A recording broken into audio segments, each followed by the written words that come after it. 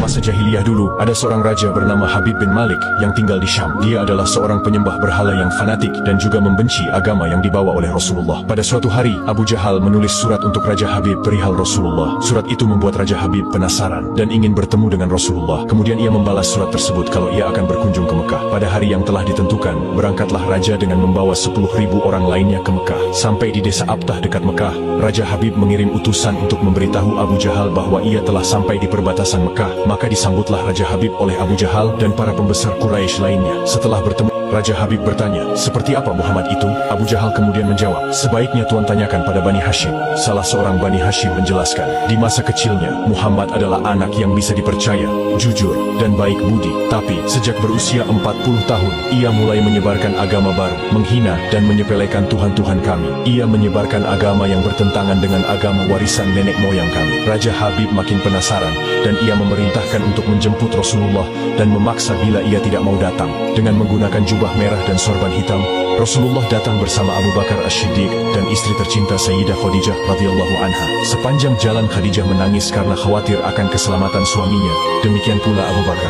Kemudian Rasulullah berkata, "Kalian jangan takut, kita serahkan semua urusan kepada Allah." Setibanya di desa Abtha, Nabi Muhammad disambut dengan ramah dan dipersilahkan duduk di kursi yang terbuat dari emas. Ketika Rasulullah duduk di kursi itu, memancarlah cahaya kemilau dari wajahnya yang berwibawa, sehingga yang menyaksikannya tertegun dan kagum. Maka berkata Raja Habib, "Wahai Muhammad, setiap nabi memiliki mukjizat. Mukjizat apa yang engkau miliki?" Dengan tenang Rasulullah balik bertanya, "Mukjizat apa yang Tuhan kehendaki?" "Aku menghendaki matahari yang tengah bersinar engkau tenggelamkan, kemudian munculkanlah bulan, lalu turunkanlah bulan ke tanganmu, belah menjadi 2 bagian, dan masukkan masing-masing ke lengan bajumu, sebelah kiri dan kanan. Kemudian keluarkan lagi, dan satukan lagi, lalu suruhlah bulan mengakui engkau adalah Rasul. Setelah itu kembalikan bulan itu ke tempatnya semula. Jika engkau dapat melakukannya, aku akan beriman kepadamu dan mengakui kenabianmu." Mendengar itu, Abu Jahal sangat gembira. Pasti Rasulullah tidak dapat melakukannya. Dengan tegas dan yakin Rasulullah menjawab, "Aku penuhi permintaan Tuan." Kemudian Rasulullah berjalan ke arah Gunung Abi Qubaish dan sholat 2 rakaat. Usai sholat,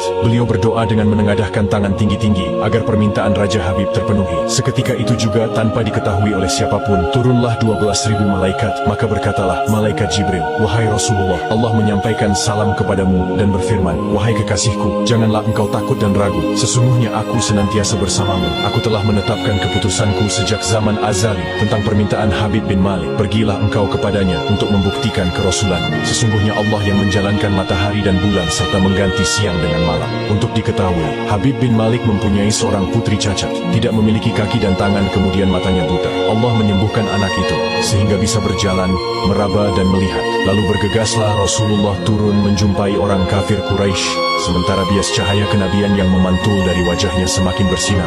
Ketika itu matahari telah beranjak senja. Matahari hampir tenggelam, sehingga suasananya remang-remang. Tak lama kemudian Rasulullah berdoa agar bulan segera terbit. Maka terbitlah bulan dengan sinar yang benderang. Lalu dengan 2 jari Rasulullah mengisyaratkan agar bulan itu turun kepadanya.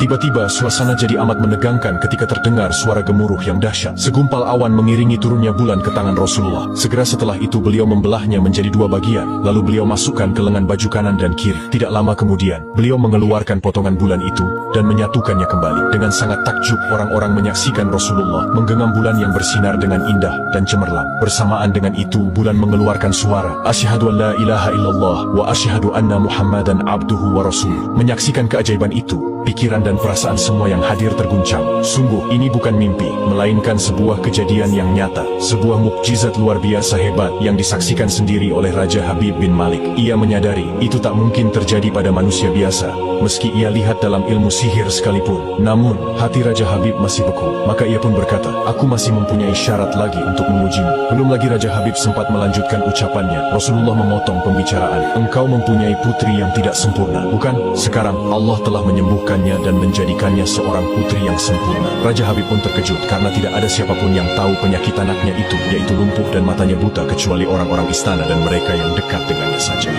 Mendengar itu, betapa gembiranya hati Raja Habib. Spontan ia pun berdiri dan berseru, "Hai penduduk Mekah, kalian yang telah beriman jangan kembali kafir, karena tidak ada lagi yang perlu diragukan. Ketahuilah, sesungguhnya aku bersaksi, tiada Tuhan selain Allah dan tiada sekutu baginya. Dan aku bersaksi sesungguhnya Muhammad adalah utusan dan hambanya." Melihat semua itu, Abu Jahal jengkel dan marah. Dengan emosi dia berkata kepada Raja Habib, "Wahai Raja Habib, engkau beriman kepada tukang sihir ini hanya karena menyaksikan kehebatan sihirnya?"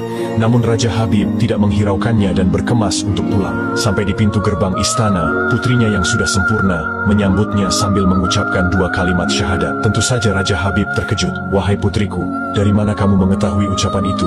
Siapa yang mengajarimu?" "Aku bermimpi didatangi seorang lelaki tampan rupawan yang memberitahu ayah telah memeluk Islam. Dia juga berkata, jika aku menjadi muslimah, anggota tubuhku akan lengkap. Tentu saja aku mau. Kemudian aku mengucapkan 2 kalimat syahadat." Maka seketika itu juga Raja Habib pun bersujud sebagai tanda syukur kepada Allah Subhanahu wa Ta'ala.